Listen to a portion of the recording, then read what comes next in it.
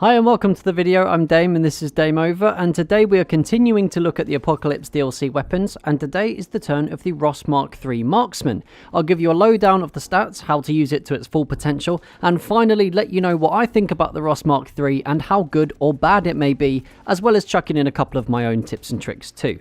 So if you find this video useful or entertaining, make sure you hit that like button before you go, and to help get around the broken subscription boxes on YouTube, make sure you hit the bell button to receive notifications so you don't miss any new posts.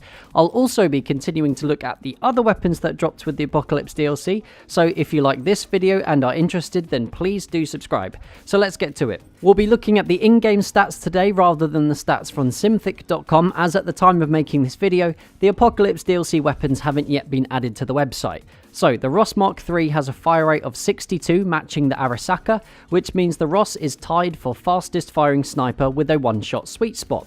It has the standard damage, accuracy, hipfire and control stats for the scout class. It's got 5 rounds available after a full reload, but the most important stat is the range of the one-shot sweet spot, which matches the SMLE between 40 and 75 meters, which lends the Ross MKIII to a relatively aggressive playstyle, which will be good news for a lot of players out there. Well, to me, the Ross MKIII feels like a cross between the SMLE and the Gewehr M95.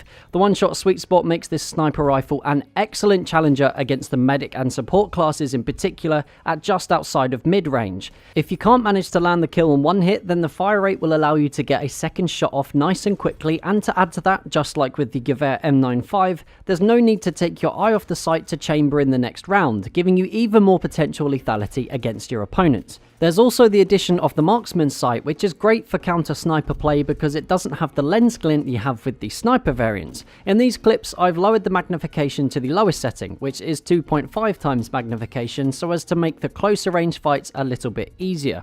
There obviously has to be a balance somewhere with this gun, and that's with the small magazine size, although 5 rounds per clip is quite common in the scout class, so it'll be an easy adjustment for those that want to transfer over from the SMLE.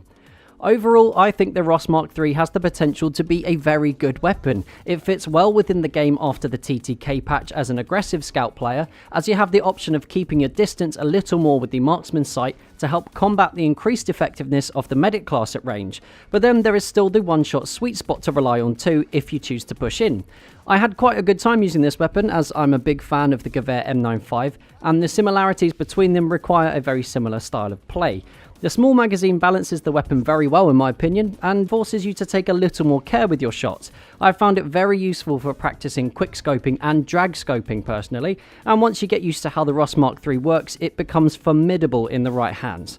But that's just what I think. What do you guys make of the Ross MKIII Marksman? How have you found the Apocalypse DLC so far? Make sure you let me know down in the comments below. So if you had a good time, make sure you hit that like button. If you're new around here, hit the subscribe button too. Make sure you hit the bell button for notifications so you don't miss any future videos. Feel free to share those videos wherever and with whoever you like. And until next time, that's Dame Over. Peace.